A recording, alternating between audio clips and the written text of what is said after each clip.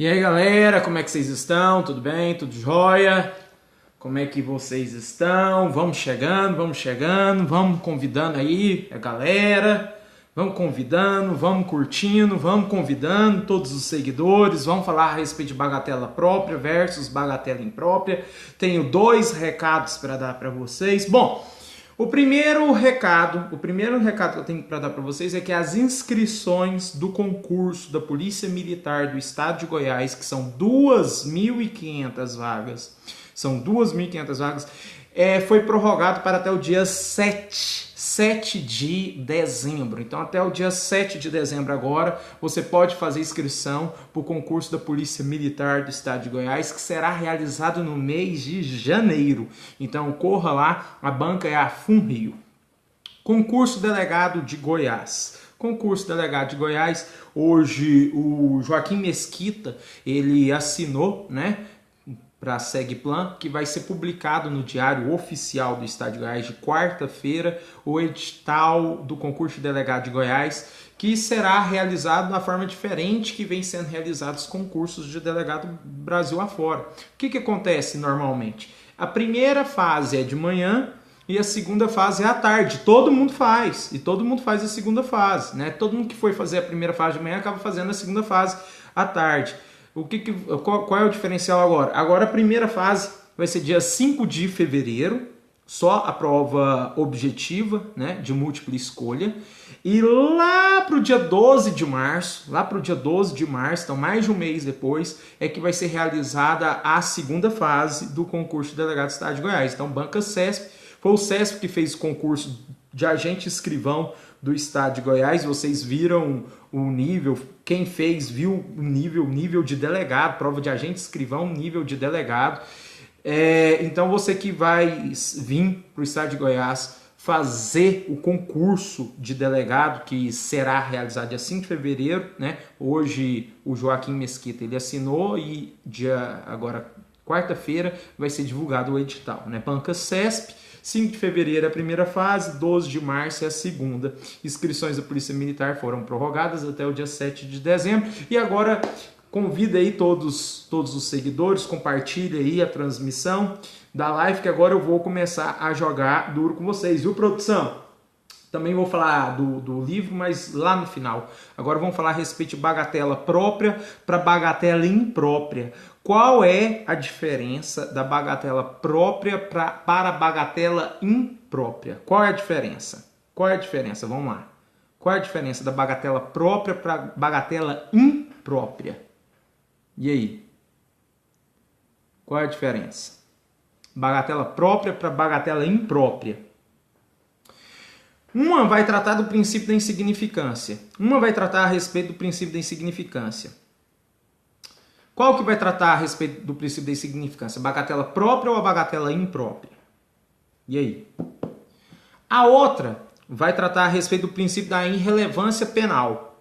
Irrelevância penal. Não confundir irrelevância penal com o princípio da insignificância. São dois princípios. Não confunda esses dois princípios. Uma coisa é o princípio da insignificância. Princípio da insignificância. Outra coisa é o princípio da irrelevância penal. Para quem falou, e eu vi aí que teve uma resposta certa, para quem falou que o princípio da insignificância vai ser para bagatela própria, já está jogando duro, já está na frente da galera. Princípio da insignificância, você vai falar de bagatela própria. Princípio da irrelevância penal, você vai falar da bagatela imprópria. Imprópria. Ok? Bagatela própria, você vai falar do princípio da insignificância. Bagatela imprópria, você vai falar da irrelevância penal. Ok? Irrelevância penal do fato, ok? Princípio da insignificância, bagatela própria. Qual é a diferença? A diferença é que no princípio da insignificância, o delegado, o promotor de justiça e o juiz, eles podem aplicar o princípio da insignificância. Então, a qualquer momento eu posso aplicar a bagatela própria. a qualquer momento eu posso aplicar a bagatela própria, certo ou errado? A qualquer... vai estar o CESP vai confundir. Vai colocar bagatela imprópria, bagatela própria. Eu quero te perguntar, a qualquer momento eu posso aplicar a bagatela própria? A qualquer momento eu posso aplicar a bagatela própria? Quem pode aplicar a bagatela própria? Quem pode? A bagatela própria, ela está no Código Penal? A bagatela própria, ela está em alguma lei própria? A bagatela própria está em lei? Pergunto. A bagatela própria está em lei? A bagatela própria que eu uso no princípio da insignificância, boa noite, que eu uso o princípio da insignificância para aplicar a bagatela própria. Eu uso o princípio da insignificância para aplicar a bagatela própria. Qualquer momento eu posso usar a bagatela própria? Quem pode aplicar a bagatela própria? Então, anote aí a consequência da bagatela própria. O fato se torna materialmente o quê? Atípico. O fato, produção, qual é a consequência da bagatela própria? É a pergunta que eu estou fazendo. Qual é a consequência da bagatela própria? O fato se torna materialmente atípico. Tá lá as questões, as alternativas. Bagatela própria. Consequência. 2 pontos. O fato se torna materialmente atípico. E qual é o exemplo que você dá? O furto de R$10. Uma pessoa furtou R$10. Eu aplico o princípio da insignificância. E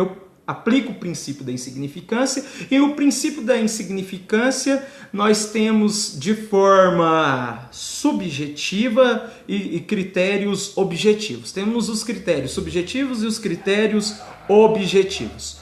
A tipicidade material, exato. A bagatela própria, Mone, né? A bagatela própria, ela exclui a tipicidade material.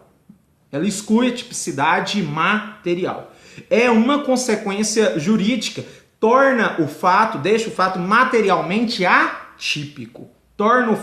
Deixa o fato materialmente atípico. Bagatela própria. E aí, Aninha? Aninha aí tá online aí acompanhando a gente. Um abraço aí para todos de Brasília. Doutora Ana. Então, a bagatela própria usa o princípio da insignificância, é causa supralegal. Supralegal por quê? Porque não está na Constituição Federal, não está no Código Penal, não está no Código de Processo Penal. Bagatela própria, perceba bem, né, do Zuc. Chama no perceba. Alô, produção. Produção já é o meu bordão. Mas perceba bem, então, já que chamou no perceba, bagatela própria, princípio da insignificância, causa supralegal de exclusão de tipicidade material, igual a Mone falou. Exclusão de tipicidade material. É uma criação doutrinária. Isso aí é uma criação doutrinária, não está em lei. Nenhum lugar você vai achar isso. Nenhum dispositivo, nenhum artigo, nem na Constituição Federal, nem no Código Penal, nem no Código de Processo Penal, nenhuma lei extravagante, nada. Em nenhum lugar, absolutamente em nenhum lugar, você vai achar a respeito da bagatela própria. Porque isso aí é uma criação doutrinária. Qual é o momento que eu aplico? O momento da aplicação em qualquer fase. Eu posso aplicar tanto no inquérito policial, mas perceba bem, em relação ao inquérito policial, eu não posso arquivar. Delegado jamais arquiva. Ele pode não iniciar, o delegado pode deixar de iniciar o inquérito policial por causa da bagatela própria. Então, o delegado, ele pode deixar de iniciar um inquérito policial por causa da bagatela própria. Mas uma vez que ele iniciou o inquérito policial, por mais que ele viu que tem a bagatela própria, ele tem que ir até o fim. Quem vai arquivar é o juiz. Jogou duro? Beleza? Anotou aí. Então quem aplica? O delegado pode aplicar, o promotor de justiça pode aplicar e o juiz pode aplicar. Em qual momento? Em qualquer momento. Agora vamos falar a respeito da bagatela imprópria. Mudamos de assunto, falamos de bagatela própria, dei o exemplo do furto de R$10, vou falar agora de bagatela imprópria. Bagatela imprópria, vou dar o exemplo do roubo de R$10. Perceba, na bagatela própria, eu dei o exemplo do furto de R$10, certo? Que embora a conduta do agente encontra ali perfeita adequação, né, no ato descrito ali, né, no tipo penal, há uma tipicidade formal, né? Você furtou. É um fato típico, tipicidade formal. Porém, o fato, né, ainda poderá ser considerado atípico. O fato pode ser considerado atípico, gerando uma tipicidade material. Quando eu falo do furto de R$10, quando eu aplico a bagatela própria. Quando eu começo a falar de bagatela imprópria, o delegado não pode aplicar. O promotor de justiça não pode aplicar a bagatela imprópria. Quando é que eu aplico a bagatela imprópria? A bagatela imprópria, apenas o juiz pode aplicar a bagatela imprópria. Em qual momento é que o juiz vai aplicar a bagatela imprópria? Apenas na sentença. Apenas na sentença. Então perceba, um exemplo eu dei do furto de R$10. O furto de R$10 eu jogo ali na bagatela própria, porque ali eu não tive uma lesão a algo maior. Um exemplo, a integridade física e moral do agente, do sujeito passivo, não foi afetada no furto de R$10. Já no roubo, o sujeito passivo, ele tem uma integridade física ali afetada, prejudicada. Pode ter ali, né, um dano psicológico, né? A pessoa pode ter um trauma, certo? Então eu não posso falar, neste caso de bagatela imprópria, em aplicação do princípio da insignificância. Não posso falar, nesse caso de bagatela imprópria, do princípio da insignificância.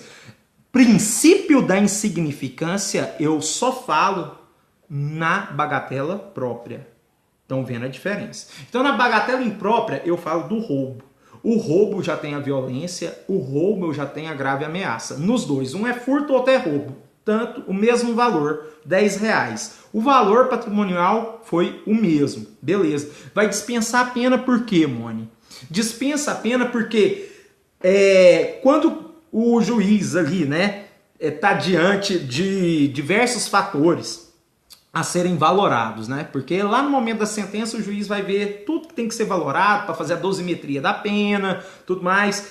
E quando ele vai fazer a prolação da sentença, né, a pena pode ser maior do que aquele crime que ele cometeu. Então, ou seja, qualquer pena que você der para uma pessoa que cometeu crime de roubo e um roubo de R$10, qualquer pena que seja, vai ser maior do que o crime, do que a ação que ele cometeu, do que o fato dele roubar os R$10. Então, neste caso, é por isso que a bagatela imprópria só o juiz pode proferir, e só pode proferir em qual momento? No momento da sentença, ok?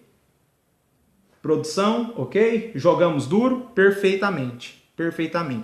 Compreendido. Então, a bagatela imprópria só o juiz pode aplicar. Está em algum dispositivo legal? Pergunto. A bagatela própria você viu que é uma causa supralegal, é uma criação doutrinária. Agora eu pergunto, a bagatela imprópria é uma causa supralegal? A bagatela imprópria, ela tem em algum dispositivo? Sim. Ela está no artigo 59 do Código Penal. Delta instaura na denúncia, juiz aplica bagatela imprópria.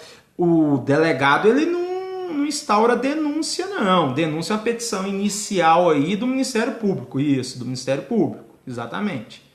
Vai ter tudinho, vai ter a denúncia. Aí lá no momento da sentença é que o juiz vai proferir ali a bagatela imprópria e vai deixar de aplicar a sentença perfeitamente. Não, isso foi um erro normal de digitação. Então, existe um fundamento legal? Sim.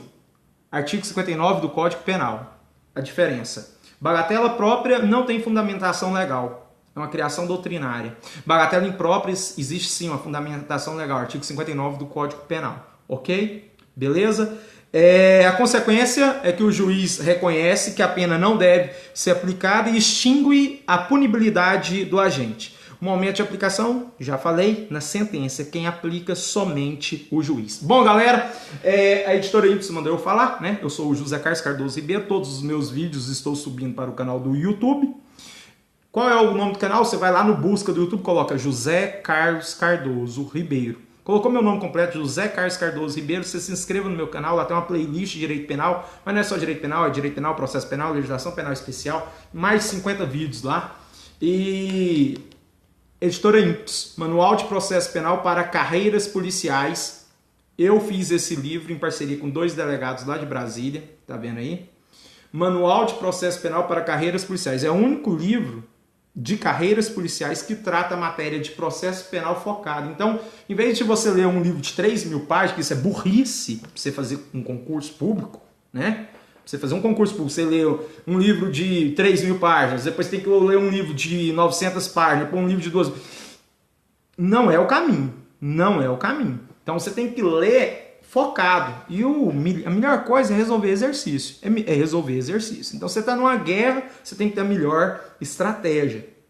Deixa para isso depois que você passar no concurso, que você quiser ser um doutrinador, que você quiser ser um professor, ou que você quiser ser um curioso mesmo da área jurídica, certo? Mas eu recomendo que você foque no seu concurso, no seu edital, você que está prestando OAB aí, vai responder prova de OAB, tá bom, galera? Um abraço, promoção da Black Friday, eu abri mão dos meus direitos autorais, tem menos de 160 livros ainda na editora Ímpetos para serem vendidos, tá bom? Um abraço, até a próxima, tchau, tchau. Obrigado.